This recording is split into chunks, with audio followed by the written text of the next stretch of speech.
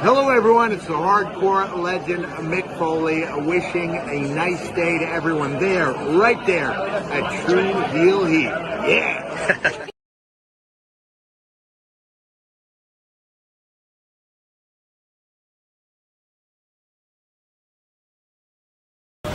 Welcome to True Heel Heat.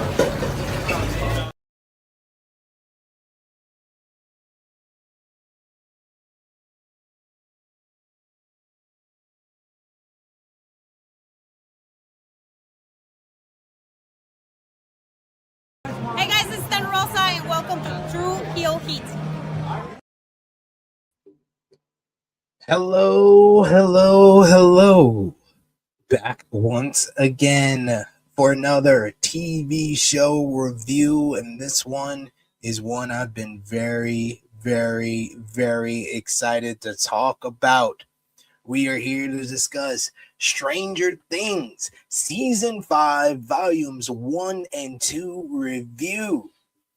The final season of the Netflix hit series Stranger Things, the biggest and most popular Netflix series of them all. They finally closed the book on this epic journey of these young kids from 1980s Indiana, and we closed the book on the chapters of the party, 11, Max, Hopper, Joyce Byers, Jonathan Byers, Nancy, Walk 'em Down, Wheeler. We finally closed the chapter with the final volume 3, coming up for New Year's Day. But we are here to discuss volumes 1 and 2. And of course, to do that, I'm going to ride solo on this one because I am the Stranger Things expert here at True Hill Heat, and I can only trust myself.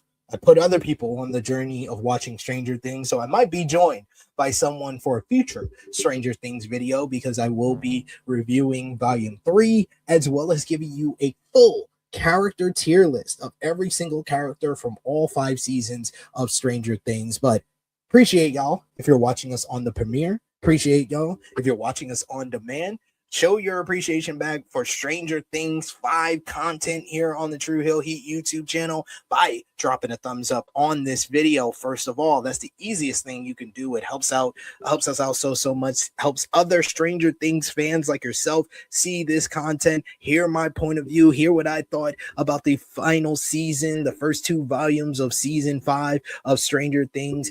That can help us out so much. You can also share this video with all your Stranger Things family, friends, and fans on all your favorite social media platforms. And if you are new to the True Hill Heat Sports and Entertainment YouTube channel, hit that subscribe button, hit the bell to stay notified for all the great content here. And of course, you can sound off in the comment section and let us know what you thought about Stranger Things 5. But Volume 1 is in the books.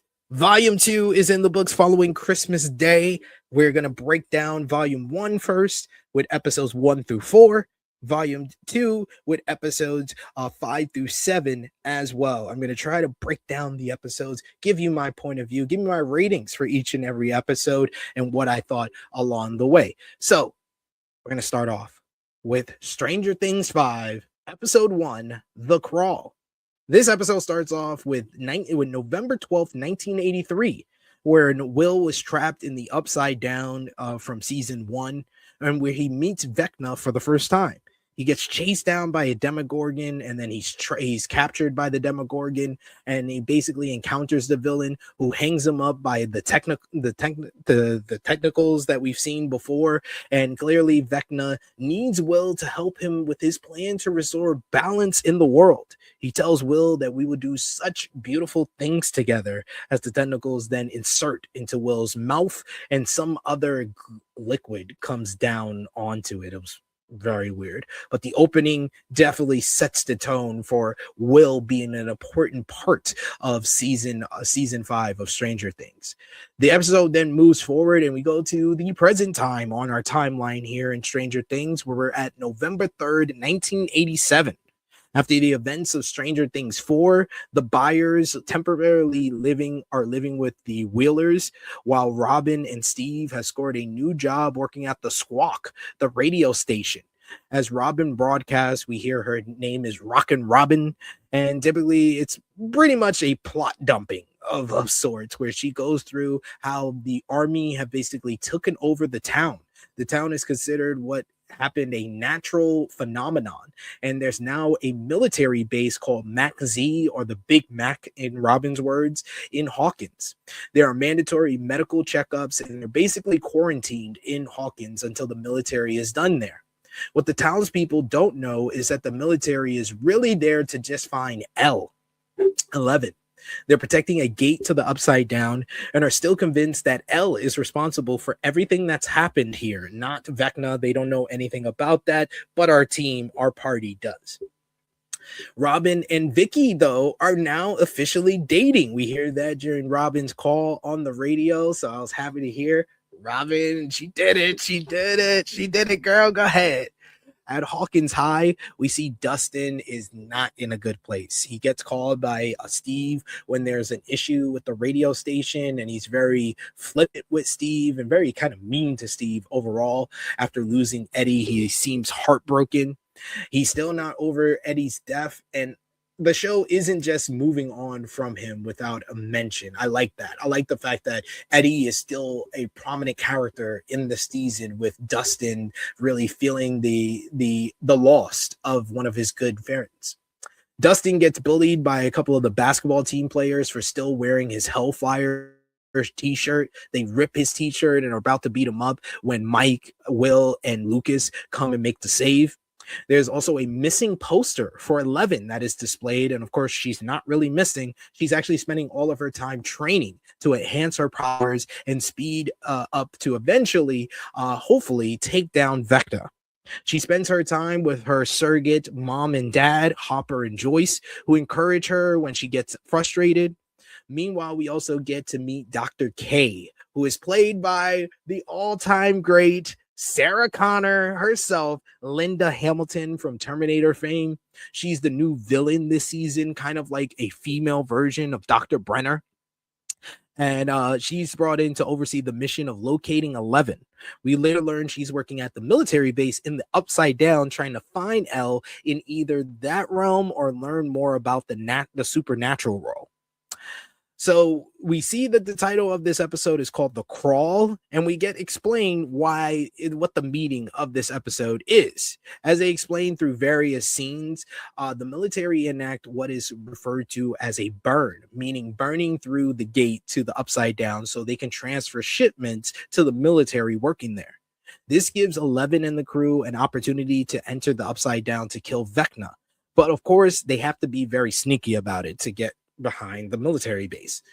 The group has put together a very well thought out plan, detailed plan from Hopper to sneak into the Upside Down to look for Vecna, which is called their crawl. As we learn, they're actually enacted 37 crawls already in the last year since season 4, in which Hopper goes through each part of town to try and find Vecna, but so far he has been unsuccessful, with some of the group believing that they've already taken care of Vecna for pumping some lead in his chest last year. But this time might be a little bit different. The group feels like tonight might be their real chance at killing Vecna, but not everyone is convinced, including Dustin. There's some doubt that they'll ever be able to find him, or that he's even still in the Upside Down, with Steve suggesting that maybe he's already dead. Stranger Things is known for the great soundtrack, and I love the use of Upside Down by Diana Ross. Upside down, round and round. Appropriately, that signals to each group that it's ready to set the plan in motion for the next crawl. Love the way they do coded messaging, because this is how we were introduced to Robin back in season 3, as she was the only one who was able to decode the message from the Russian base, how they discovered that the Russian base was underneath Starcourt Mall. As Lucas, Mike, and Dustin are getting excited while out in the woods planning for the crawl, Will starts to feel something concerning. He starts to feel the tension in the back of his neck. The guys are sure Vecna must be close. Meanwhile, 11 tries to convince Hopper to let her go with him into the Upside Down, but he doesn't want to risk it, and he tells her no. Then we are introduced to arguably the most important character, it seems, of this season, Holly Wheeler. Remember Mike and Nancy's little sister who never got any lines? She's going to be very important this season. That's evident by the fact that they even recast the actress, now played by Nell Fisher. And because of a link scene that circulated on social media showing her targeted by a Demogorgon, you already knew what this episode was going to be about. When we first meet Holly in Stranger Things 5, she's sneaking off at school to talk to a mysterious man. The weirdest thing about this is that no one else can see him but her.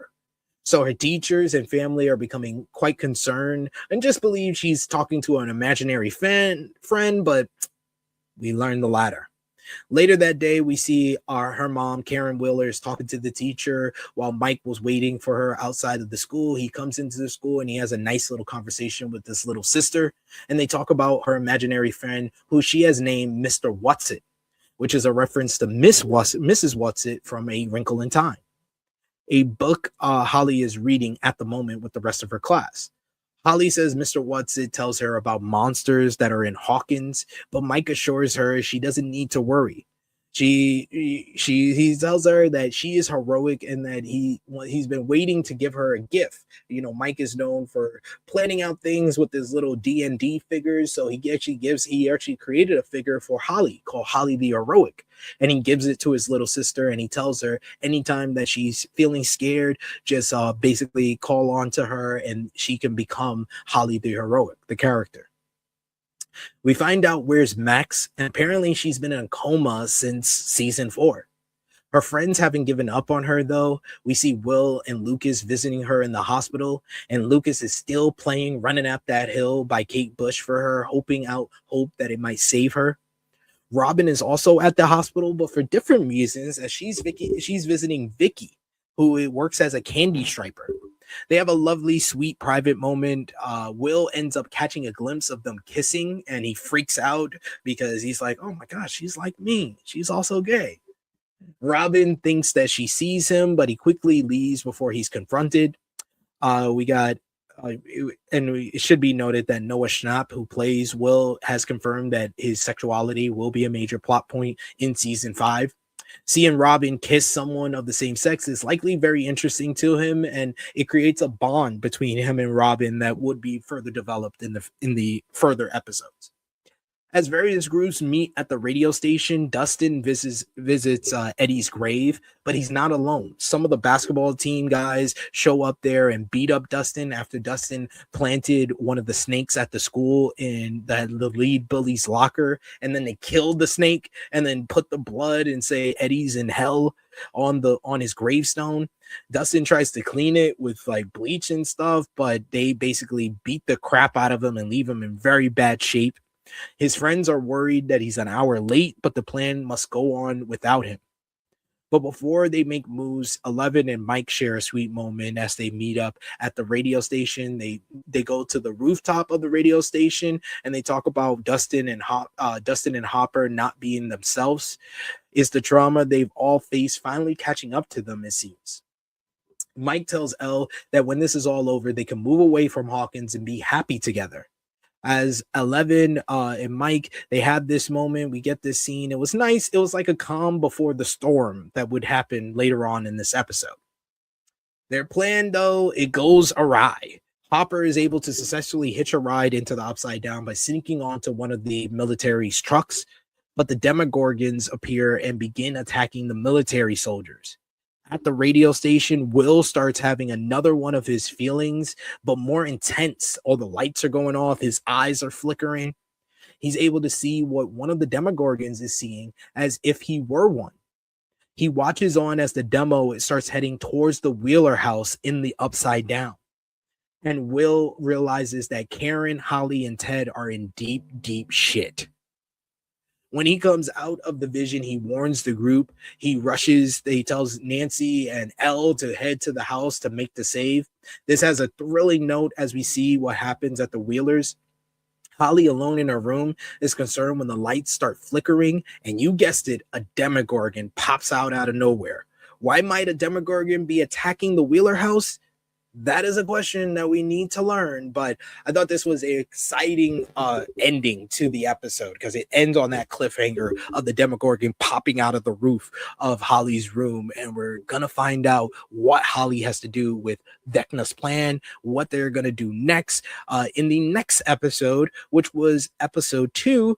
We'll get to that shortly. Before we do that, as far as episode 1, I'm going to give it a thumbs up. I've been hearing a lot of people have different opinions about episode 1. I thought it was a good start, not a great start. I'm going to give it a 7 out of 10 overall. MVP for this episode, I'm going to give it to, let's give MVP of the episode to Will, because Will does warn them. He sees the vision of the Demogorgon and warns them ahead, but not a very timely warning, to be fair, but we'll see about that in the next episode. I'll still give it to Will. LVP for the episode, let's give that to Dustin because he got his ass kicked. I feel bad for him, but he's grieving, but still, he got his ass kicked. So we got to give it to Dustin. And moment of the episode, let's give it to the upside down, round and round, inside out. Round and round, upside down, round and round. But let's go to episode 2 of volume 1, which was the vanishing of Holly Wheeler. So we're right back to where we were at the beginning of season 1. A kid is being kidnapped in Hawkins. The Demogorgon is on full attack mode on the Wheelers. This whole sequence is one of the best scenes of the whole entire season to me. We got the song Fernando by Alba playing, and the juxtaposition of such an upbeat song and the horrors of the Demogorgon is just so riveting, keeps you on the edge of your seat. It's a phenomenal scene, honestly. Holly is able, fights back against the Demogorgon. This Demogorgon is beasting, though. Throws this child against a fucking bookshelf and just starts bodying her. She eventually is able to escape, though. She's able to get to her mom, and they hide in the bathroom. They hide under the water because she's taking a hot, warm bubble bath. The heat, I guess, is making the Demogorgon a little bit hesitant, but then he catches on. They're then forced to hide under the water in the bubbles of the bath that Karen was preparing for herself, which buys them some time. Finally, Ted, though, steps in and discovering the demo, he starts hitting him with a golf club because he had been practicing his golf shot after arguing with his wife earlier in the episode that Holly overheard them in episode 1. But while the creature gets injured, it doesn't stop him. He bodies Ted, throws him into another room, and completely demolishes him. The demo then goes after Karen and Holly as they try to leave the house. Karen is a straight up G. I was like, yeah, that is Mike and Nancy's mom. Let's fucking go. She pulls out a champagne bottle, a wine bottle, and she starts stabbing the demo like a beast mode mom trying to protect her daughter. Let's go. Nancy and 11 are quickly driving to the Wheeler's house. When they get there, they find Karen has been completely taken out by the demo. We see the demo has basically scratched, just scarred and completely washed Karen. And then he basically kidnaps Holly after that. Without taking a beat to think of a plan, 11 thinks fast and goes through the portal created by the demo when he took Holly into the Upside Down, and that Demogorgon are created to go and save, and she goes and tries to save Holly. Karen and Ted are rushed to the hospital while Nancy, Mike, and Lucas wait on any news. Nancy feels like it's their fault for not protecting their parents and not telling them what's going on in Hawkins. Lucas then points the connection between Holly's disappearance and Will's disappearance, noting that we are just a couple of days away from the 4th anniversary of when Will vanished. Could it really be a coincidence that it takes less than 3 days away from that anniversary she gets taken? Meanwhile, the military shows up at the Wheeler house to investigate, and they realize that there probably is a rift from a portal to the Upside Down that was in the wall. We get a lot of different elements and a lot of different motivations and realizations from the characters here. Now that their family is being targeted, Nancy and Mike are confronted with the fact that they haven't protected their parents or Holly, and that their actions have serious consequences. Of course, it's not their fault that there are monsters from a supernatural realm attacking the people of Hawkins, but it seems like they're rethinking some of their perhaps impulsive choices and the fact that they haven't been more forthcoming on what's really going on in the town. Fortunately, it seems that the characters are getting smarter as they age, which is quite refreshing. That's nice. And I thought that this season, I will say upfront, this is probably the best season writing for the Wheelers in particular. Mike and Nancy, their writing and their character motivations and directions have been way off since probably like season 1. Nancy Welcome Down Wheeler is a great character choice, but they kind of gone too heavy into she's the gun happy, shotgun wheeling gangster of the group. And with Mike, he's been so apprehensive, but also so enamored with Elle and so much in focused on that instead of being the leader of the party that he was in season 1. In the Upside Down, 11 finds Hopper, and they follow the wounded Demogorgon's blood, with 11 thinking that it will lead them to Holly. Hopper is frustrated with 11 for acting on impulse, but 11 is confident in her plan. Then we go back to Will, who's with Joyce. Will tells Joyce about his latest vision, as evidenced by what we saw. It's different this time, as he explains to his mom. Not only was he seeing things as the Demogorgon, but he was also thinking through the creature as if he were one of them. Will believes that he was never truly severed from the hive mind after they basically got the mind flare out of his body in season 2. Because even though the feelings went away in California, they came back as soon as he got back to Hawkins. And we saw that in season 3 when he was still in Hawkins, even after the hive mind was away.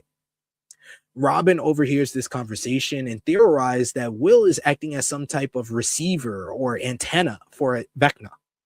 Will agrees with her and thinks that could be how they can find Holly. He's ready to act on their plan, but Joyce is so apprehensive about all of this and wants to be the protective mother, doesn't want to put him in any more danger. I'm really happy to see that they really kind of focus on the relationship between Joyce and Will and address kind of some of the plot holes from previous seasons between the two of them. A big part of Stranger Things 5, though, expectedly, it's the love triangle between Nancy, Jonathan, and Steve. I didn't mention on the episode 1, there's the clock tower, the radio tower at the radio station that Steve and Jonathan get into this macho competition, climbing the clock tower and trying to impress Nancy and acting like complete Neanderthals throughout it. In the premiere, it becomes evident that Jonathan and Steve are competing to impress Nancy, and something that seemingly and understandably is annoying the hell out of her. In this episode, we see more tension between them when Steve suggests that they should visit Nancy's family in the hospital, while Jonathan is adamant about sticking to their plan. Here we get them going back and forth that Steve is just some type of like misogynist and Jonathan is just neglectful to his whole relationship. We then learn that Ted is in a coma and Karen is in surgery at the hospital. I got very bored with this love triangle and I was like, just get to the fucking point, please. We didn't get to the fucking point until like episode 6.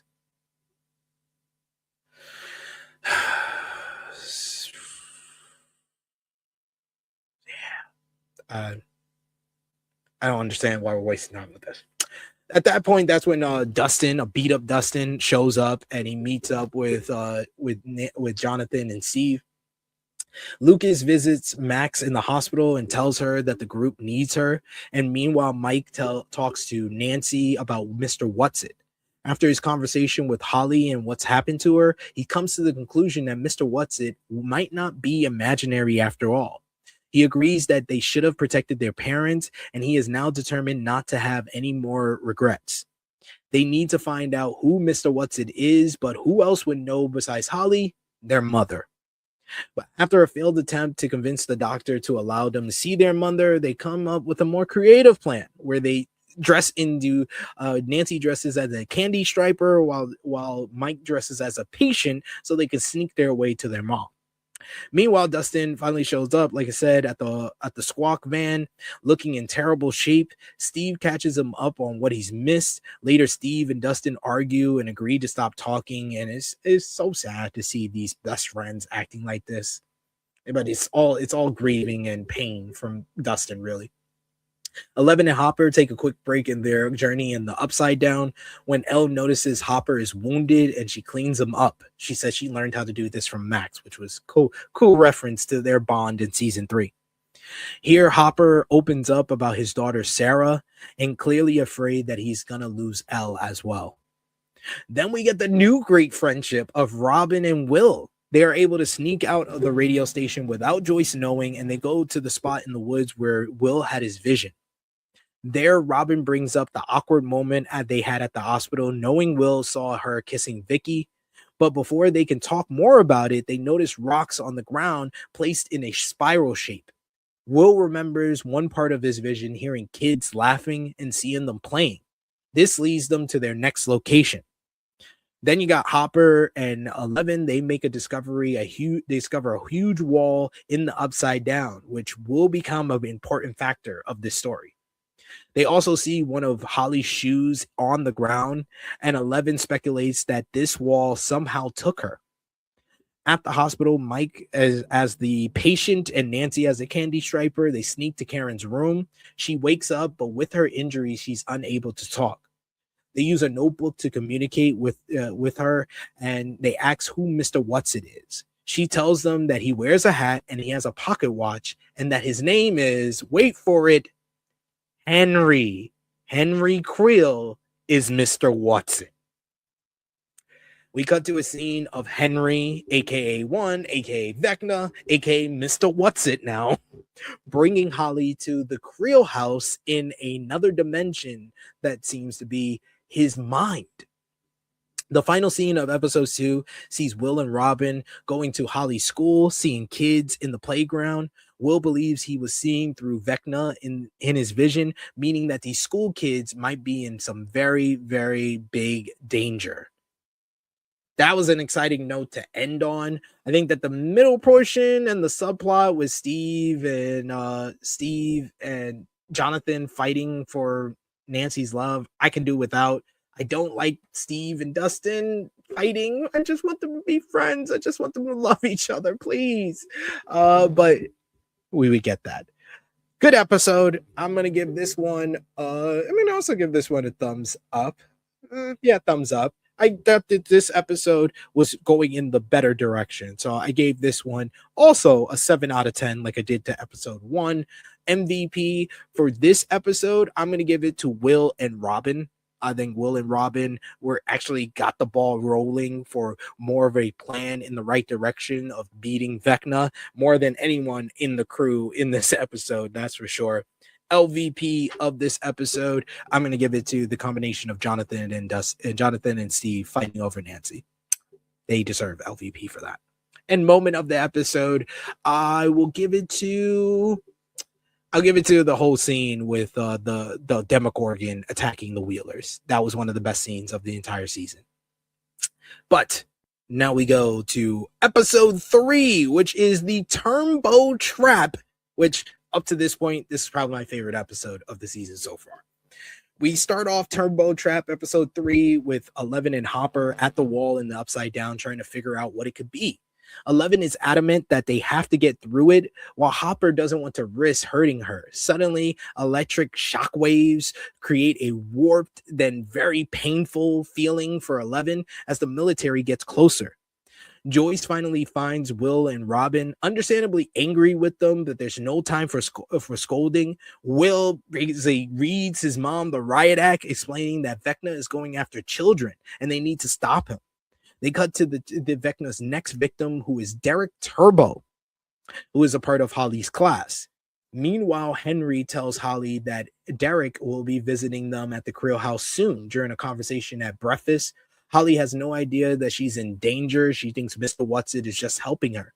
He convinces her that he's the one keeping her from danger. Plus, he gives her gifts, a Tiffany cassette tape, and a radio and some dresses. He also makes Holly promise him that she'll never go into the woods because that's where the monsters are. Wonder what's really in the woods. The military reaches the wall in the Upside Down, and while 11 and Hopper hide, it's evident that they're not alone. They use the electric device to try and find 11, which causes her to scream out in pain. And this is what she and Hopper refer to as her kryptonite. It's not going to be the last time that we see this from her as well. The soldiers find Hopper and a shootout begins. He gets the better of most of them, and Hopper uses grenades to kind of take out most of the group, which Murray smuggled for the group earlier in episode 1. This destroys the electric device when he shoots it down. Because of this, 11 is ready, and she helps Hopper get the last remaining men down. The rest of the Hawkins crew meet up at the radio station to relay what they've learned. Dustin lies about how he got injured, said that he rode his bike into a telephone pole, while Will delivers the news that about Derek Turbo being the next target. Mike and Nancy explain that Vecna has been stalking Holly as Mr. Whatsit, and in questioning why he took the time to build her trust. Together, the group forms a plan to save Derek, but the only catch is that it involves kidnapping. Not the smartest plan, but it's the only way that they can go in a quick fashion. There's doubt that saving Derek will even help them get closer to Vecna or Holly, but Mike has an idea. If they're able to get closer to a Demogorgon, they can shoot it with one of the trackers that Murray has given them and follow where it goes and theoretically get to Vecna as well as Holly in the Upside Down. So the plan is decided. They basically have to smuggle some sleeping pills to knock out the Turbos. They'll have to recruit someone that the Turbo family trusts to go into their home and knock them out. And Vecna would then send in a Demogorgon to take Derek, but he won't be there any longer. Instead, the group will be, and they'll ensure a tracking device gets inside the demo and take them into the Upside Down. Simple, not so much. Easy, absolutely not, but it's Stranger Things, and it does work out for them. We get the I Think We're Alone Now by Tiffany being played as we get a memorable scene as Holly is exploring the Creel house while Henry is out. She bakes and watches TV and looks through Henry's things, having a great time. That is until someone repeatedly rings the doorbell. She gets a little scared, but when she opens the door, no one's there. But someone left something in the mailbox for her. There's a note which she assumes is from Henry telling her that they need her help, and they give her directions to go into the woods to find him. Back to Hopper and 11, they've now captured one of the soldiers and hoping he can help them. Hopper assumes that he'll know the convoy schedule so they can get back to the real world, while 11 thinks that he might know something about the wall.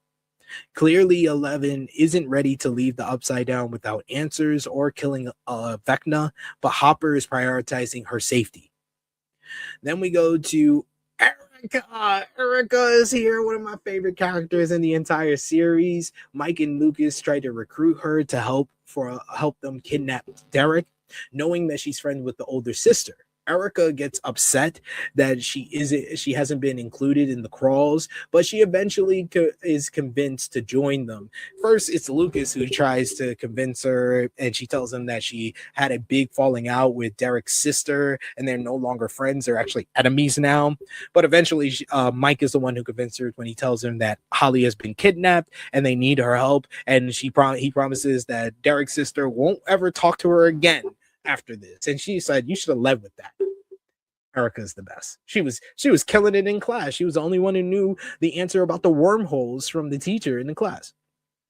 The most questionable part of the plan is how they'll be able to knock out a whole family. Well, of course, they have an idea for that. Because Vicky works at the hospital, Robin knows a way to steal some benzos. Will accompanies her at the hospital. He admits to seeing Robin and Vicky kissing. He has questions for her, like how she knew that Vicky would want to date her, and Robin explains the signs. Dustin and Steve are back on speaking terms, though barely, as they prepare Steve's car for the plan. He tries to take all the stuff out of the squawk van to make it lighter so it can move faster, as they tracked Hopper during the crawls, but they'll be tracking a Demogorgon once they get the tracking device inside of him. But this time they'll be using Steve's car instead of the radio station van, and to Steve's horror, Dustin drills a hole in the roof for the satellite. Good scene. When Murray delivers more supplies to the group, he notices Nancy and Jonathan inserting the transmitter trackers into their guns and doubts their plan will work. Nancy is more feisty than ever this season, which I do enjoy. And she basically tries to test it out and says that, is that a theory or a fact? And he says that it's a theory and she wants to put it to the test. She has them carry some bags so she has a target so she can shoot it in and see if the tracker still works. When he's alone, Jonathan basically is getting talked to by Murray and asking him if he's popped the question, referring to Jonathan asking Nancy to marry him because of the rut that they've been in. Jonathan pulls out his engagement ring when he's alone, clearly unsure of how or if he should pop the question, but there's not a lot of time to think about that at all. In the Upside Down, Hopper begins interrogating the soldier who we learn is called Akers. He won't budge at first, but fortunately for them, Levin can enter his mind. She follows one of his memories, which leads her to a metal vault down a hallway, and she realizes there's something or someone being kept locked away. She tells Hopper that the military is keeping someone powerful like her, and she thinks that it's Vecna. The group is ready to carry out the plan to save Derek, and phase 1 is for Erica to visit the Turnbulls. She's invited inside for dinner after she apologizes to Derek's sister and offers them some pie with the drugs inside of it. But while the rest of the family enjoy the dessert, Derek's sister, Tina, refuses. We see Tina earlier in the episode. She tells her brother to come downstairs for dinner, and he tells her to tell mom to go suck a fat one, which will become one of his key catchphrases. Derek is awesome. Suddenly, the family members begin acting strangely. We got the dad slurring his words, and eventually he says he wants to go lay down, and he passes out. Then we see the mom passes out when she goes to check on him. Derek is laughing uproariously, and then he passes out. He had two slices of pie. Erica smoothly was eating the pie, but then letting it drop down because she knew the drugs were in it, while Tina doesn't want to get fat and didn't eat the pie at all. Erica is left with no choice but to stick Tina with a needle, saying you should have ate your damn pie. Definitely a full-on crime, but Erica's a goat. I don't care. While waiting for the Demogorgon to arrive, Joyce and Will talk outside, and they have a nice, great conversation. Joyce feels regretful for not being there the night Will was taken, admitting to drinking wine and passing out, not realizing he was gone for a full 8 hours. What type of mom forgets about her 11-year-old son? They share a nice, sweet moment, and I need a lot of these conversations because this felt like a conversation they should have had like last season or the season before. Before long, Steve and Dustin notice the street lights are flickering from Steve's car, and the Demogorgon appears in Derek's room looking for him. But of course, Derek isn't there. The group goes full-on Home Alone style on this Demogorgon with traps and everything. A fun homage for the holidays for sure. Nancy and Jonathan begin shooting the Demogorgon once Mike hits him with a barbed wire covered shovel down into the Turbo's basement. And they start throwing grenades at the demo, setting him on fire and shooting him with the trackers.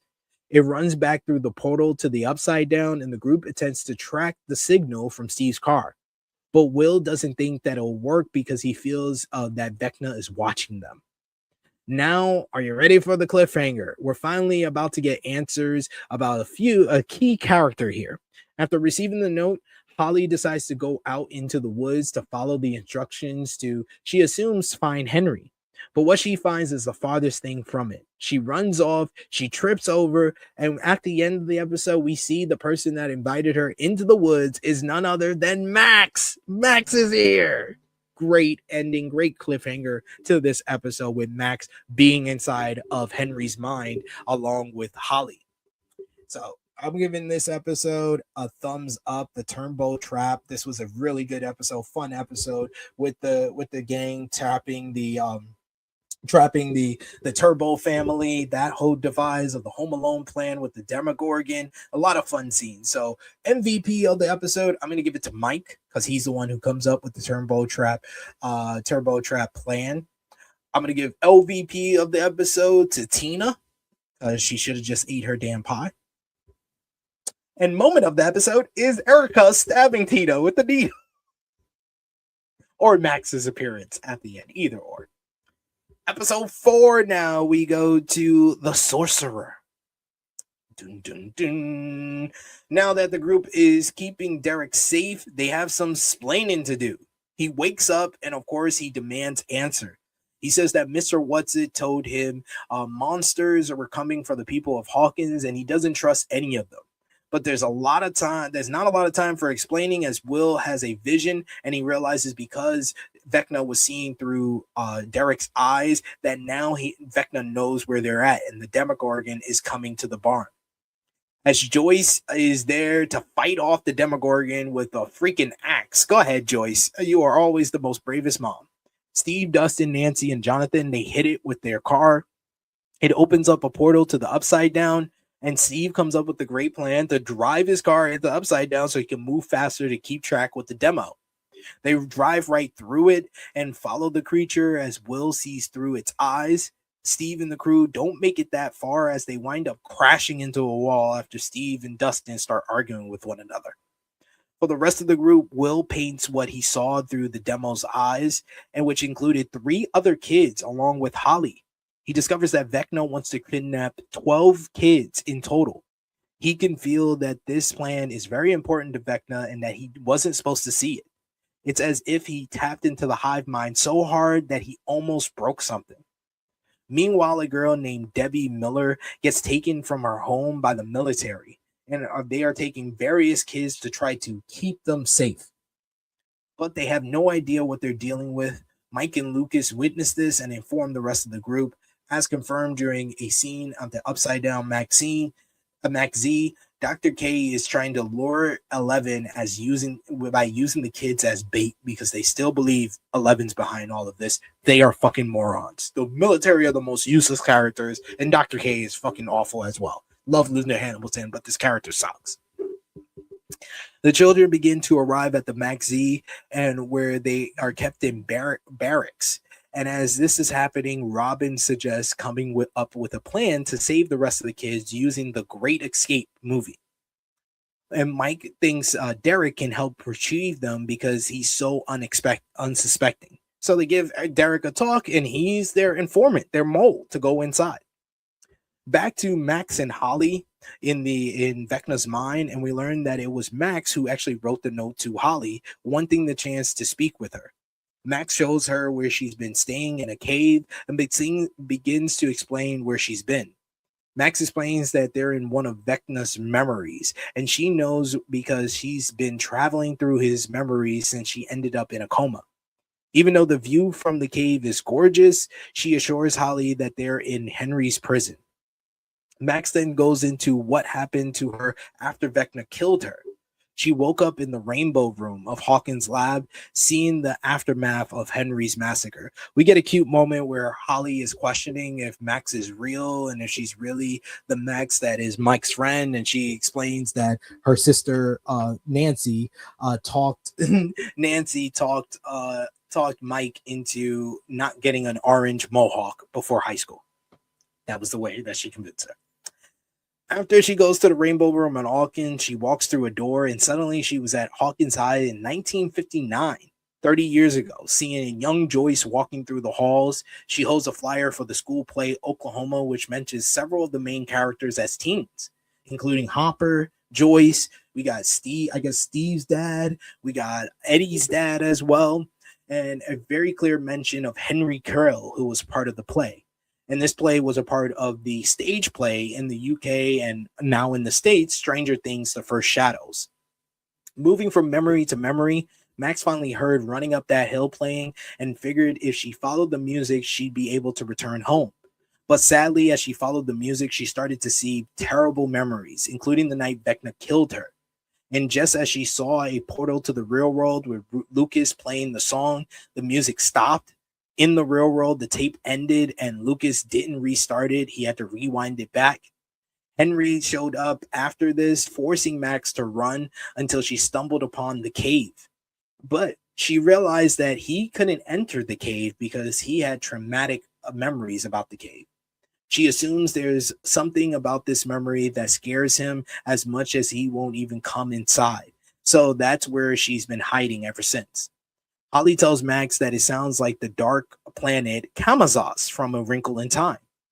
Max says that she has a plan to get them out of there, but in the meantime, Holly needs to go back to the Creel house so Henry doesn't suspect anything. In the Upside Down, Dustin, Jonathan, Nancy, and Steve are able to contact Hopper and Eleven through a walkie-talkie and ask them to meet up. But Hopper and Eleven have other plans. Hop finally agrees to let Elle hop the fence to get to the Max Z inside the Upside Down so they can investigate who's behind the vault that's inside. Later, Dustin determines that the wall is a circle and Hawkins' lab is in the middle of it. The Hawkins crew is able to get Derek into the Max Z with the plan that he'll round up the rest of the kids who have mentioned Mr. Whatsit to sneak out of the barracks through the underground tunnels. But that's easier said than done when the kids don't want to listen to him. Will and Mike have a sweet moment alone when Mike talks about Will's connection to the hive mind and that he might be a sorcerer. He makes Will feel good, something that Robin takes notice of.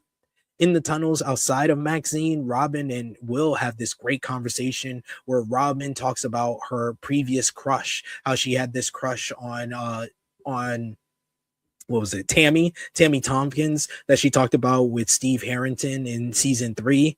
And Robin, presumably realizing that Will has a crush on Mike, tells him that Mike is the person that makes you realize what your sexuality is, but he's not necessarily going to be your person, because of course Mike is not gay like Will. Robin opens up about an experience she had where a crush, Tammy, led to her discovering who she was and could be. She encourages Will to embrace his true self because he's more powerful than he realizes, more than she even realizes. Eventually, Derek is able to get to Debbie and some of the other kids outside of the barracks, but not without causing a scene. The crew accidentally causes a pipe to start to leak as they try to sneak the kids out, alerting the guards to something going on in the bathroom. In the Upside Down, 11 and Hopper are able to break into the Max Z, but when 11 tries to use her powers to open the vault, the kryptonite is activated, and she is overcome by pain. Dr. Gay goes to see what set off the alarm and is pleased to find 11 on the floor of her office, wrenching in pain. Meanwhile, Hopper kills soldiers coming after him, and suddenly the technicals of a creature from the Upside Down being held at the base comes out and grabs him and starts strangling him. Dr. K demands to know why they came here, realizing that they must know something that she doesn't. 11 tries to use her powers, but that doesn't work, and more action ensues. Hopper breaks out and puts a gun to Kay's head, knocking her out and taking her badge. Hopper then tells 11 to go out to the woods to find Nancy and the group in the Upside Down so they can defeat Vecna. But he says that he's going to take care of whatever's behind the vault. They believe it's Vecna, so he's going to go take care of it. He sees dynamite strapped to his chest, which he calls a failsafe to ensure he actually kills him.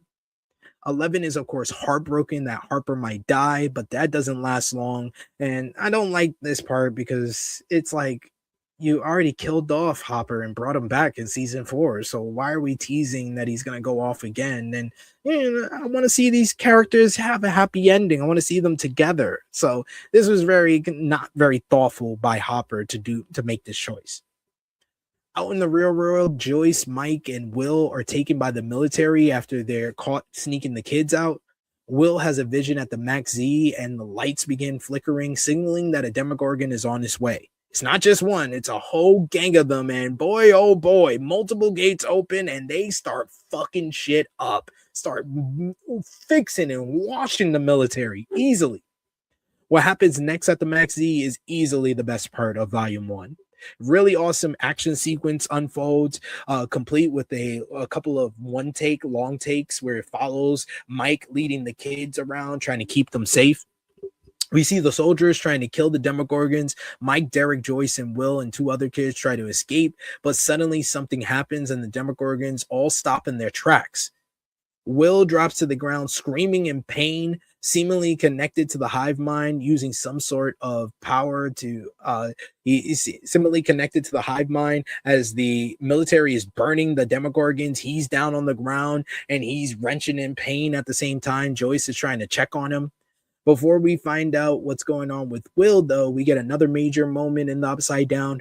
Hopper comes back to find 11, and the dramatics ensues. It's not Vecna who's been kept inside the vault, but it is a powerful person.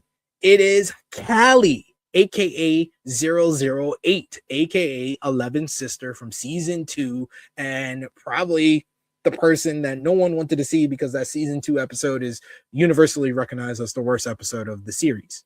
But it's a loose end that they needed to tie up, so I was glad they had it here. Now back at the Max Z in the real world, Vecna shows up, and boy, oh boy, he's about to wash these military more than the Demogorgons. He looks very different. He's in a new form. The Demogorgons are in motion again, and they take the children with them after Vecna completely washes and beats down and kills multiple military affiliates. Vecna knocks out or kills everyone else and then targets Will, using his power to elevate him up in the air after he just washed Joyce as well. Vecna explains that just like he did with Will, he's taking these kids because they're weak and vulnerable. Because it worked with Will, Vecna now knows what is possible. Without killing him, he leaves Will and goes back into the Upside Down. Will has another vision now, stopping the Demogorgons. As he hears what Robin said to him, he thinks back to that conversation and he embraces his true self. He sees visions of his old self as a kid and when everything was much simpler. He stops the Demogorgons from going after Lucas, Robin, and Mike, and realizing how powerful he is on his own. He sees a montage of all his memories growing up with Jonathan, Joyce, and Mike. And he embraces his true self, using his powers to basically Vecna the Demogorgons. He breaks their limbs. He just completely washes them. And we realize that Will has similar powers to Vecna and 11. Boy, oh boy, let's fucking go. This is a hype ass ending. Because he's typed into the hive mind, he might be even more powerful than L. Will, he was probably the MVP of overall of Volume 1, and he is the MVP of the final episode of Volume 1. This was a great ending, saying that he's a sorcerer, him breaking the limbs and doing it to... I was like, let's fucking go, Will power. Great ending to season 5, Volume 1, with Will being the MVP as the sorcerer. LVP of Volume 1, let's give it to the military. Military fucking sucks. And Dr. K, yeah, they fucking suck. And moment of the episode is definitely Will having powers. Let's fucking go. That is Volume 1 in the books. The Sorcerer episode, definitely a thumbs up. I'm going to give it an 8.5 out of 10, a big jump up from the previous episodes. So really enjoyed this one. Turbo Trap is probably an 8 out of 10. This one is like an 8.5 out of 10. So we were going up in Volume 1. We went from 7 to 7.5 to 8 out of 10 to 8.5. So good stuff. Season 5, Volume 2 starts off with Episode 5, Shock Jock, where we get the aftermath of Will's big reveal. We get a recap of the final moments of Episode 4. Of course, Joyce and Mike are shocked at what they just saw. They embrace Will and Mike and calls him a real-life sorcerer. Will tells them that Vecna has the kids, feeling that he's failed them. They head into the tunnels to meet up with the rest of the crew for their next plan of action. In the Upside Down, the Demogorgons have brought the kids to Vecna's lair, and they become hooked up to the tentacles just like Will did. From Derek's point of view, we see what the kids' consciousness looks like. They wake up in a field with Mr. Whatsit, who tells them a very fake and very convincing children's story about how he saved them and they're going to save their parents and they're going to be the heroes. He paints himself as their hero, and he says that he saved them from the monsters and now they need to stay at the Creel house for their safety. Max watches from the woods, trying to pinpoint Henry's next move. To get the children to trust him, Henry tells them that the evil is spreading, referring to the black thing from A Wrinkle in Time. But of course, very conveniently, he finds a way to defeat this thing. He claims, assuring them that if they listen to him, he will save them and their families. He tells them that the plan will begin the next day, and it seems that all the kids believe him except for Holly and Derek. Back at the Max Z, Dr. K is on high alert after Hopper and 11 not only escape, but escape with Callie. Callie leaves an image of herself behind, but K is able to realize that that's not real. In the tunnels, Lucas is left wounded by one of the Demogorgons, and Joyce, Mike, and Will attend to him while explaining what just happened and that Will is a sorcerer. While Lucas is excited to learn that we've now got a second L, Will doesn't think that that's the case. He says that he doesn't actually have powers. He needs to be near the hive mind to connect to it, and he doesn't think that he can do it alone. But they're running out of time and need to do something. Lucas shares a theory that November 6th, the day that Will was taken and everything started, and that will be the day that it all ends too. And if that's the case, they better move quickly. 11 and Hoppers have a very changed dynamic following the ending of episode 4. They shade pivotal points in episode 5 here. 11 confronts Hopper about the bomb again, believing this plan all along was to kill Vecna and die in the process. Hopper tries to protest, but 11 doesn't believe him. She feels betrayed by one of the only people she thought she can trust. After a season apart from each other, it's interesting to see how these two play out. Their dynamic, I wanted to get better, but it's kind of a common theme with kind of the season where these characters' interactions are not hitting where I wanted to hit or where it needs to hit for the final season. L, Hopper, and Callie end up at the church in the Upside Down looking for Dustin, Steve, Nancy, and Jonathan, but they're nowhere to be found.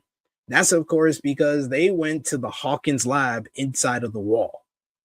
Looking for any information about the wall or the Upside Down as a whole, Dustin's theory is that Vecna is using the wall as his energy shield. And if they find the generator, they can cut the power and destroy the wall. It's funny how far-fetched some of these kids' theories are, and even more so that they always end up being true, though. But this one is a theory that would come back to haunt them. The group runs with this theory really because they've got nothing else, and they split to cover more ground inside of Hawkins' lab. Over at the Creel house, Holly sneaks out to talk to Max and explains what Henry's told the kids. She wants to act, but Max thinks interfering right now is just too dangerous. Then they realize that Derek followed Holly there, and Holly believes Derek might be able to help them. Derek explains very quickly that he's friends with Mike and everyone else, and that he was sent as an op to a mold to basically save the kids, but they failed, and now he wound up here. So they basically going to use Derek, but he says that he's delightful Derek now, and Holly's like, you need to cut all that shit. You need to be dipshit Derek to get this job done. Back in the real world, Joyce proposes a plan to lure Vecna out of the Upside Down so Will can kill him.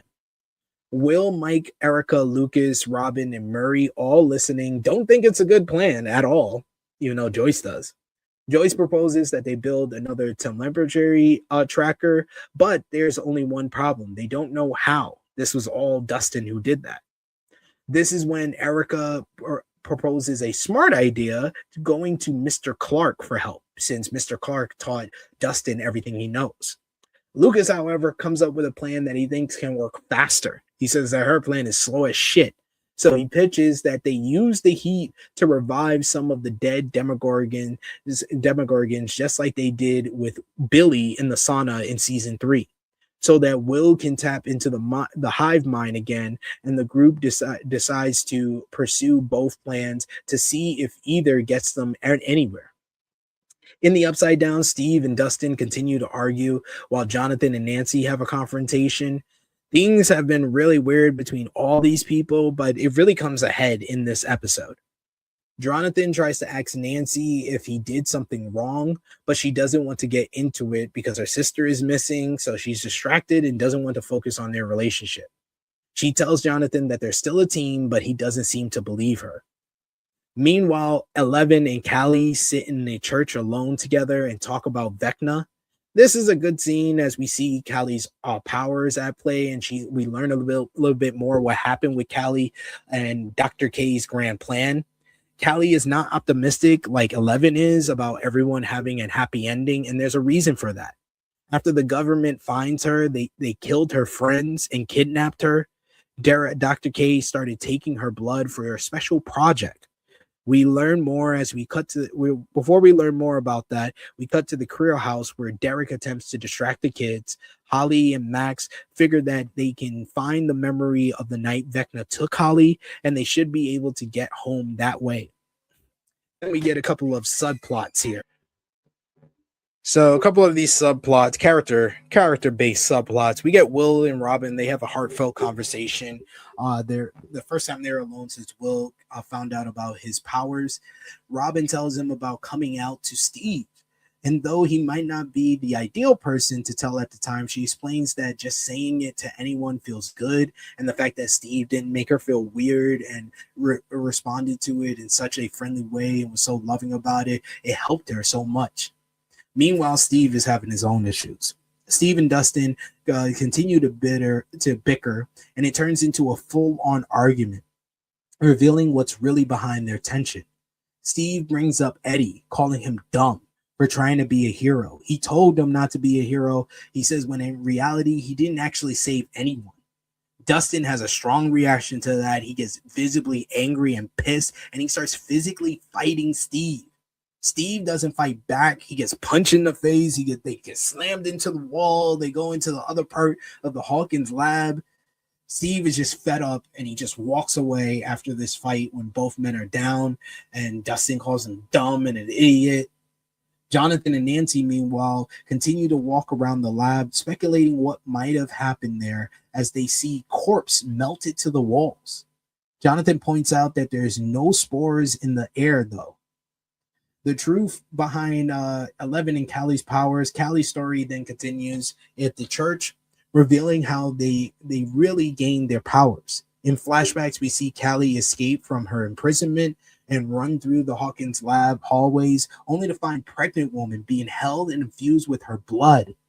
But it doesn't seem to be having the intended effect because the women and their unborn child are dying because of it.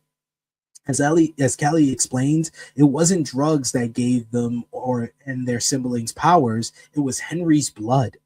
Dr. K is trying to restart the program with Callie's blood, but it's not working. 11 is in disbelief, but Callie explains that this is why Dr. K is so determined to find her. Callie's blood isn't working, so they want to use 11's. This is understandably all very hard for 11 to hear, and she doesn't want to accept it. After traveling through Holly's memories, though, we move over to Holly and Max, and they are finally close to finding the night Vecna took her. Also in the Upside Down, we get Henry finds Derek and threatens to hurt his family, showing him images of his sister, mom, and dad dying. Lucas, Mike, Robin, Will, and Joyce start off their plan of bringing back the dead Demogorgon, and it actually works. It doesn't take long for Will to tap into the hive mind, and then the mind hive, and then he begins seeing through one of the creature's point of views.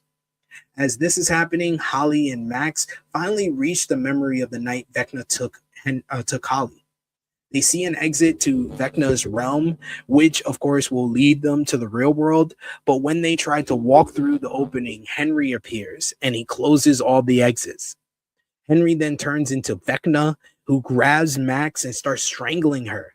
We then cut to Max's body in the hospital and she's dying. You can hear the KDZ tape. It's like, dun, dun. It's like, oh shit. But suddenly something shifts. Will is able to take over Vecna's consciousness and begins to hurt him, using his powers to break his leg. And that gives Max and Holly the chance to get away. He tells them to run just in time for Vecna to turn back into Henry and kick Will out of his head.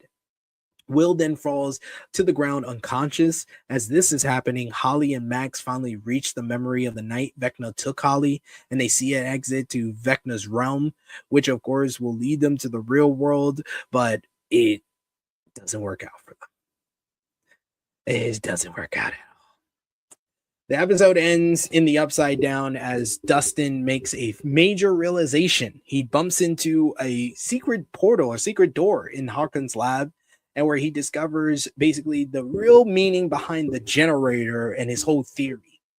Jonathan and Nancy reach the roof of the lab and see a giant ball of energy that bolts up into the sky. Believing they found the generator and they get ready to shoot at it to destroy it. But as this is happening, Dustin reads something in a journal and he tries to call Nancy and Jonathan through their walkie-talkies to warn them. But the walkie-talkie has been destroyed in the fight with Steve. He tries to tell them that if they destroy it, everyone will die.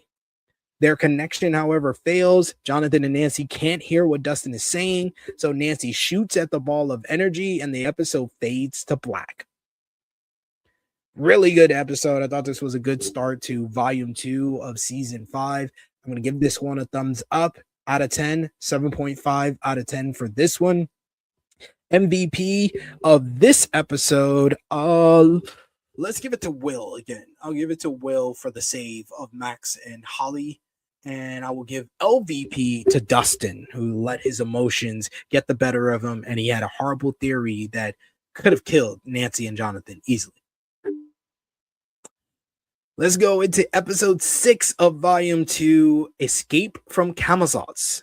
We don't have to wait long to find out what's happened next in the upside down as Nancy shoots at the sky and suddenly we see a big glowing vortex followed by an explosion and the emergence of energy bolts that travel across the dimension. We finally back up with Erica and Murray, who are there to enact Erica's plan as they visit Mr. Clark at 5 a.m. in the morning at his house. Though Mr. Clark is annoyed, once they tell him that Dustin is in danger, he agrees to help them build a temporary tracker. We then get more information about whatever that energy ball is and what it did. Dustin explains to Steve, who he bumped in trying to desperately get to Jonathan and Nancy, that he was wrong about the generator. He learned from Brenner's journal that the key to destroying the wall is in the lab, but it isn't the ball of energy. That thing, he says, is something called an exotic matter, a single source of energy holding the wall together. So while he wasn't totally far off, destroying the exotic matter wouldn't actually help them. And this is when he makes a major revelation. They've been wrong about the upside down this entire time. It isn't an alternate dimension. Instead, it's actually a wormhole. And that wall is basically the wormhole, basically holding everything together. If the bridge between time and space is destroyed, then they'll all die too. Hopper 11 and Callie watch the bolts reach the wall, but instead of destroying it, it makes it more powerful. Quickly, the wall starts sucking up Steve's car, and then all the objects around, like tree branches, get pulled into it. The trio must hide to avoid being sucked into the wall, and 11 uses her powers to create a path to a gate that opens up to the real world. Meanwhile, Nancy and Jonathan are left unconscious up on the roof from the explosion, but then everything starts to melt around them and they melt inside back into the Hawkins lab. After being warned by Will, Max, and Holly run from Vecna and retreat to the cave, but this time Vecna doesn't seem so scared. Appearing as Henry, he doesn't enter the cave, but he does confront the girls, telling them that if Holly doesn't go with him, he will kill Max. Max calls him on his bluff, saying that if he wanted to kill her, he would just come into the cave and do it. Henry scares Holly by stating that things have changed and he has other ways to get to them now. He claims that Max's life is in Holly's hands. It's now a new day, and the day would be, of course, November 6th. It's the day Will went missing back in 1983, and now exactly 4 years later, everything could end on this night. At the radio station, Will is still unconscious. Lucas, Robin, and Mike try to figure out what happened and how Will was able to see Max. Robin has a theory posing that maybe Max isn't in a coma after all, but rather in some sort of trance in Vecna's mind. And since Max and Holly have been in Vecna's mind the longest, maybe they can help if they're able to escape.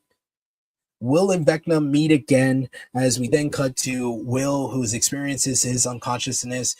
We experience his consciousness while he's passed out. He wakes up trapped in the technicals in Vecna's lair, and Henry comes to visit him. Turning into Vecna, he reveals to Will that he was his builder all those years ago, building the tunnels underneath Hawkins. And while he was sleeping, he was actually building tunnels for Vecna every night. Vecna claims that Will has a lot of power inside of him, but only because they're Vecna's powers and they're growing stronger. Vecna tells Will that he needs him to be his spy one more time. And while Will refuses, it doesn't look like he has very much choice at all. Holly and Max regroup on what to do next, and Max says that she thinks Vecna won't come into the cave because of a traumatic memory he doesn't want to relive. Holly suggests that they could escape through Henry's bad memory, but Max isn't so sure. Holly follows her hunch, however, and leaves the cave to look for clues. She's on it. I will give her credit. She's on it. Hopper, 11, and Callie make it back to the real world and reunite with the group at the radio station. Will is still unconscious, and Joyce asks Elle if she'll try to find him. She agrees, but it's not as easy as he keeps slipping away from her when she tries. Jonathan and Nancy finally wake up in the all melted matter around them in the Hawkins lab, realizing that they didn't destroy the ball of energy, they only made it angry. And to make matters worse, they're not able to escape the room because everything is melting, including the doorknob. 11 is still having trouble finding Will, and Callie informs Hopper that she needs help. As Mike watches confused, Callie and Hopper argue over 11 and their plans. Callie claims that killing Vecna won't end all of this, but Hop doesn't want to hear it. He decides that they'll build a tank for 11. Lucas and Robin go to the hospital to visit Max, but Vicky sees Robin and pulls her away to confront her about stealing the drugs. The hospital knows and security guards are looking for her.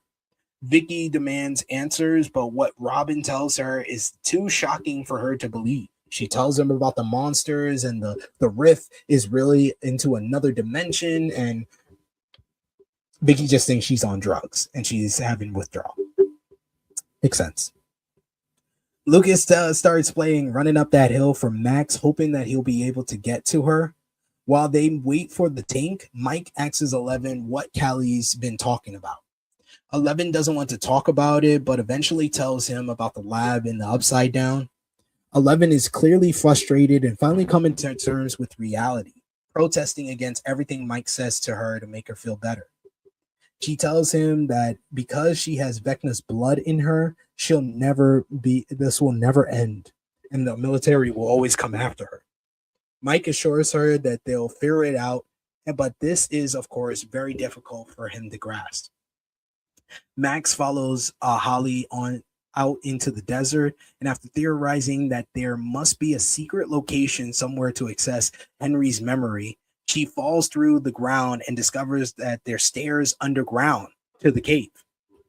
Steve and Dustin try to find Nancy and Jonathan in the lab, and we get probably the most heartfelt moment of the entire scene. We see this whole stairway that's breaking down and melted. So Steve grabs a ladder and he tries to climb over it to get to Nancy and Jonathan, and Dustin stops him.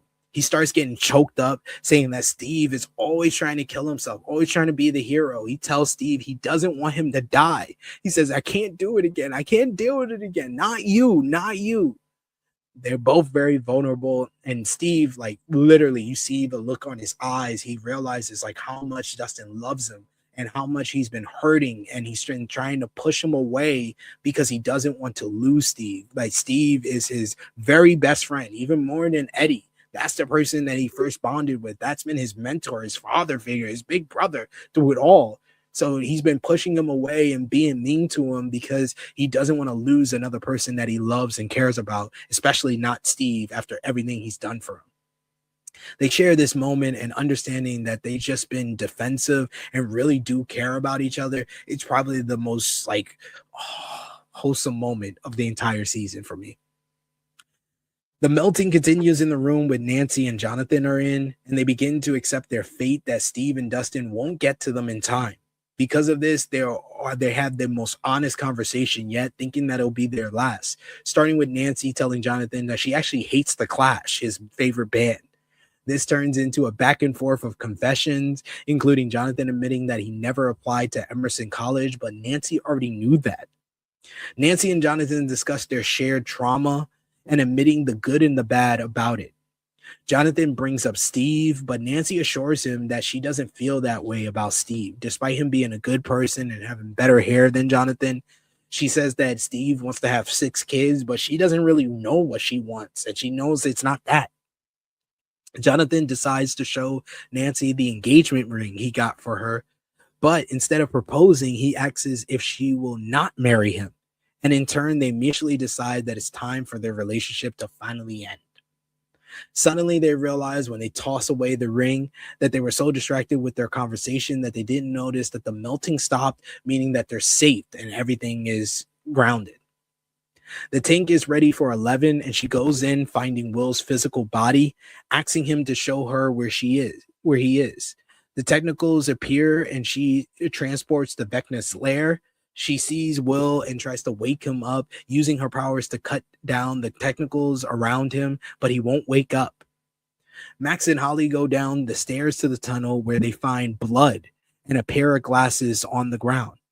They remind themselves that they're just in a memory and not in real life. Soon stumble upon an unidentified man with a briefcase and a gun. Max and Holly watch as a young Henry appears and walks up to the man. The man shoots Henry in the hand, and to retaliate, Henry then picks up a rock and bashes the man's skull in, getting his first kill of his life. Max then begins to hear running up that hill, and she starts to see Vecna's lair again.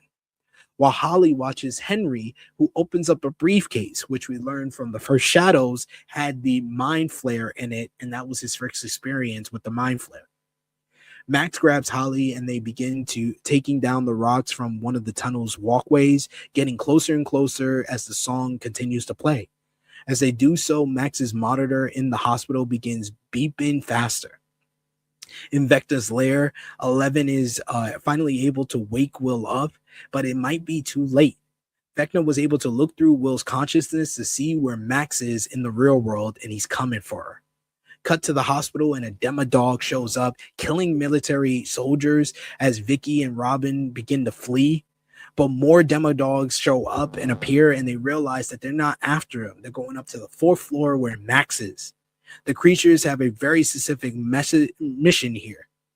Robin, with the help of Vicky, realizes that she can't call the room because Lucas is not going to pick up the phone, so she uses the loudspeakers to warn Lucas they're coming for Max, and he runs to the elevator holding Max in his arms, escaping from the demodogs barely, where he meets up with the two ladies, Vicky and Robin, in the basement. Meanwhile, Karen wakes up hearing the message in her hospital bed, and she knows that she has to help them. Max and Holly crawl through a small space from the tunnels and see Vecna's mind lair, ready to follow that music. Back at the hospital, Lucas, holding Max, finds Robin and Vicky, and they hide from the demodogs in the laundry room. Robin tells Lucas that he needs to turn off the music so they aren't found, but he can't. He knows Max is close. One of the washing machines makes a weird noise and distracts the demodogs, followed by a huge explosion. We saw when Karen was leaving her hospital bed, she saw a tank that had basically gasoline in it, and she basically used the can of oxygen. She puts it in the laundry and did the laundry, and it caused the explosion, burning and killing the demodogs. Karen then emerges, having put that can in there to kill the creatures, and I'm like, the Wheelers always come through in the clutch. In the mine lair, we get Max and Holly. They see the portal to go back to the real world. And once again, Max takes her time. Oh my God, Max, you're pissing me the fuck off with how long it takes you. Why do you have a 10-minute monologue when there's a path to the real world? You've been fighting for this for a year. Max makes a shocking statement. Holly can't come with her. She tells Holly that she has to figure out how to make it home and get to her physical body. It doesn't have to be music, it can be anything meaningful, which means Max is just abandoning Holly, basically. Holly then tells Max about her Holly the heroic figure and that she carries it with her, and Max convinces her that she is heroic, that she came up with the plan that got them there. Suddenly, another portal opens up for Holly to go home as she feels on the Holly heroic figure around her neck, and they go their separate ways, and we begin to run to their respective portals as the episode comes to a close. It was a weird decision to have Max basically abandon Holly at the end there. So I will say this is down a little bit from the last episode. I will give it like a thumbs in the middle. This is like a 6.5 for me. I love the Demodogs coming after Lucas and Max and Vicky and Robin at the end there. That was a fun sequence. That's probably the moment of the episode. MVP of the episode is definitely Karen Wheeler for the save of the Demodogs at the hospital. That was for sure fun. LVP of the episode is Max for abandoning Holly at the last minute. That was a weird decision. So, yeah. That was episode 6. Not going in the right direction here. We were going up and up and up, but kind of went down there. Anyway, let's go to episode 7, The Bridge. The bridge kicks off with Max waking up in the hospital, and we get this nice little moment where Max and Lucas have the juxtaposition from the ending of season 4, where she's like, oh, I can see the lights are too bright, I can't feel anything. But it's just a great moment seeing Lucas all emotional and just really bringing back the love between them that we saw in season 4. 11, Hopper, and Callie arrive at the hospital and get to join in on the reunion too, with Mike greeting his mom, Karen, finding out that his mom is a fucking badass. Max tells the group that Vecna will know that she escaped and will be looking for her. Then Mike asks the big question, where's Holly? We cut to Holly captured in Vecna's lair with the other children, held up by the technicals, having the mysterious liquid inserted into her mouth. She's able to break out and coughs out an ominous black shadow before running away and finding a frightening ruined desert.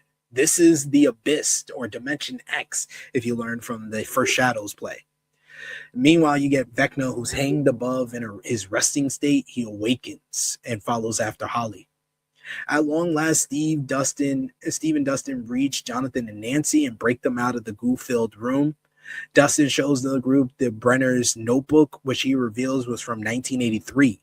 What he reads suggests that Holly isn't in the Upside Down after all. We then follow Holly running away from Vecna in the desert, where she sees a red glowing light coming from a break in the ground. Scared, she jumps through the crack and she ends up falling down into the Upside Down. As Holly is screaming and falling from the sky, Nancy hears her and recognizes her voice and runs out to make the save for her sister.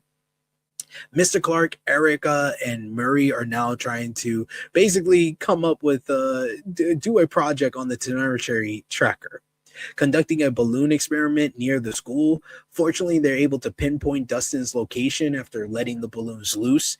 Erica uses her walkie-talkie to inform Lucas at the hospital, and the group sneaks out without the military seeing them.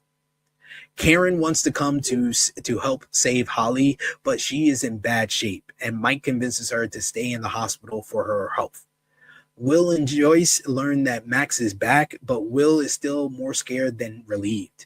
He thinks back to what Vecna told him, and he plans for him to help him once more, and he feels helpless that he's going to have to do it.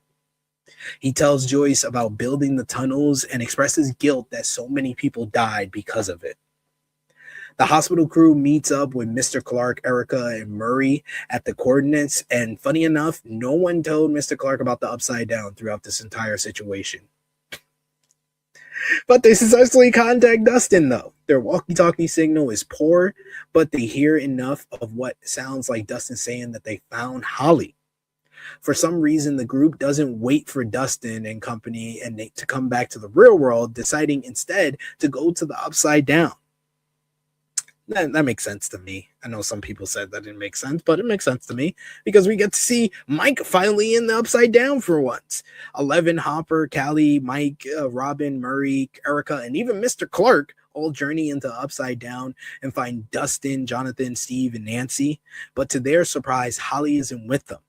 We get a flashback now to Nancy hearing Holly scream along with Dustin, Justin, and Jonathan, and Steve. She follows Holly's voice and sees her in midair, but she's no longer falling down. She's being sucked back into the sky by something that has a hold over her, which they believe is Vecna. Of course, Vecna is to blame, and we then see him walking with Holly trailing behind, unconscious and floating in the air. He hooks her back to the technicals in his lair. Meanwhile, Dr. K and the military navigate the aftermath of the Demodog attack at the hospital. Akers is told that there's a breach at the old lab, and they go to basically investigate. Finally, the whole group is back in the real world now, minus Holly. Will and Joyce reunite with Max for the first time. Max feels regretful over leaving Holly, which, yeah, that was not a good decision at all. No.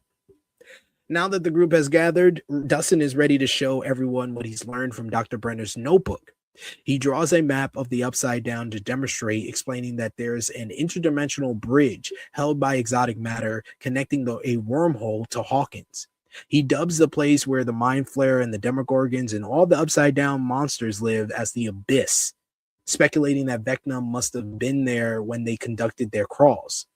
Max then cuts in, explaining that Vecna wants to move worlds, and Will elaborates, saying that Vecna intends to merge Hawkins with the Abyss, remaking the world. And if Lucas's November 6th theory is right, Vecna is going to do this tonight. So they need a new plan and ASAP. But first, back to Holly. Henry brings her to the Creel house, and the other kids are concerned for her. Henry informs them that they need Holly on their side to save the world tonight, prompting them to try to convince her to trust him because she's been convinced by a monster named Max that they are against her. Hopper comes up with an initial plan for the group, which entails flying a helicopter into the Abyss. No one agrees, though, and they begin arguing. Steve hears something that sparked a beanstalk idea, and he cuts in and suggests a plan in which 11 and Callie kill Vecna and save the kids. Dustin adds that they'll drop a bomb on the exotic matter so the bridge collapses and the creatures are destroyed as a result. It's not the perfect plan by any means, and it never is, but they got to figure it out, and they're getting ready for their next crawl. Back at the Creel house, as the kids try to convince Holly she's wrong about Henry, she confronts Derek for not helping like he said he would. But what she doesn't know is that Henry threatened Derek, so he lies to the other kids to save himself. Holly runs away, but the kids chase her and start breaking her necklace. She carried Holly the Heroic on, and she falls down the stairs. They call her a bitch. I was like, these kids fucking suck. Hope all these kids die. Evil fucking kids. I know they've been convinced and manipulated by Henry, and Henry should die. I want that too. But these kids are fucking awful. Ahead of the crawl, Joyce and Hopper speak alone, and Hopper shares his concerns about 11 and Callie. He very clearly doesn't trust Callie, neither do I, and he'll do anything to protect Elle. Meanwhile, in a moment alone, Steve acknowledges how hard Eddie's death must have been on Dustin, and how he was being selfish, and he got angry because things weren't the same. He admits that he just missed his best friend, and Dustin admits the same, that he's missed his best friend as well.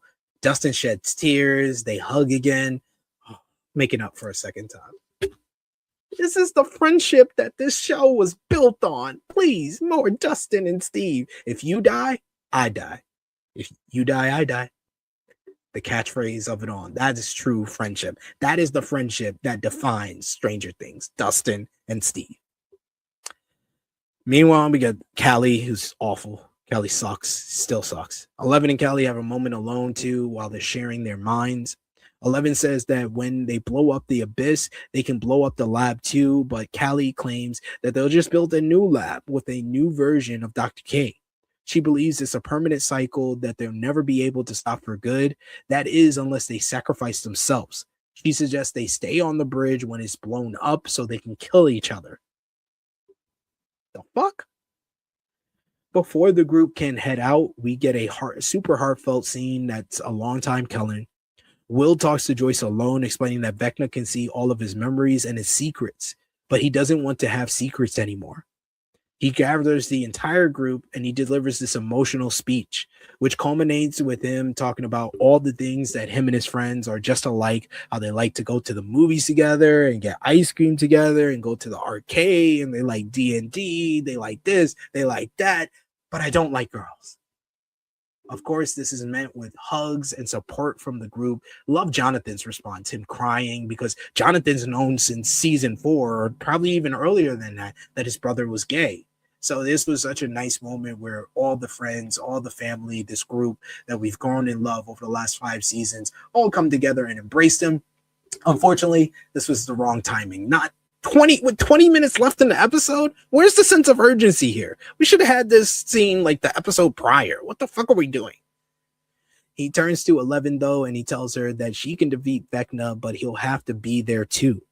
As determined as ever, Murray drives a group to Max Z. Hopper and Nancy start shooting up the military because they're absolutely fucking worthless, with Dr. K watching on. And Volume 2 concludes with the final scene of the Creel house, seeing the kids gather at a dining table, Holly included, with a gash on her head from getting jumped by these fucking awful kids, with Henry at the end. He lights candles and tells them that it's time, and they hold each other's hands as they take control over them. And it's nowhere near as intense at the final moments of Volume 1, but the ending does set up for what will be a climactic conclusion to the entire series, to season 5 and to Stranger Things. It's going to be very interesting with the stories that they develop. How is Will's powers going to play into the final showdown with Vecna? How is Vecna going to use these kids to power up and bring the worlds together? Will Steve's Beanstalk plan come together, and will Steve die? Because that's been something that's been teased since season 1 of the series. Will Dustin die in sacrifice of sacrifice of Steve? What's going to happen with Callie and 11? Will they actually sacrifice themselves? Will Hopper know what's going on? Will Hopper finally die? There's a lot of elements here, and it's going to make for a very intriguing finale on New Year's Day. And of course, I will be back to talk all about it. But for episode 7 of season 5 of Stranger Things Volume 2, I'm going to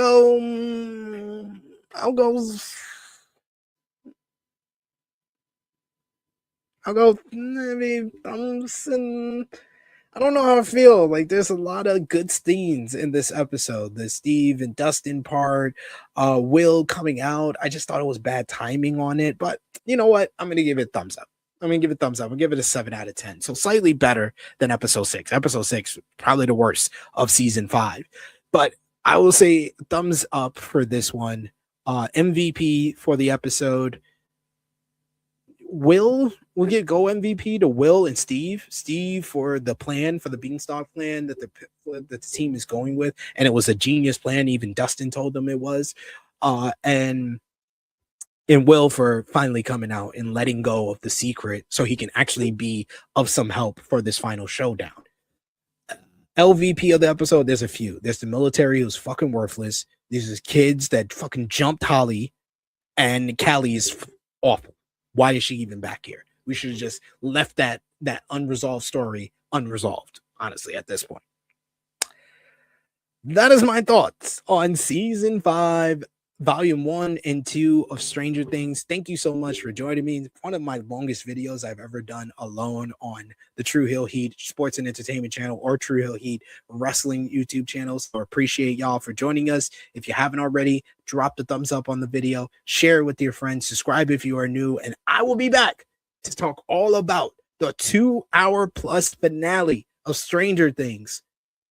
I'll be back in the new year in 2026. Happy New Year. Happy holidays to everyone watching. Appreciate y'all for all the support here at True Heel Heat Sports and Entertainment. You guys following along with our TV show and sports reviews make this channel possible and allow us to talk about something else outside of the wrestling world. So we greatly appreciate you and hope that you had a wonderful 2025 and have an even more blessed and beautiful 2026. Happy New Year to all of you watching. And I will see you on the next one where we talk about Stranger Things Season 5, Volume 3.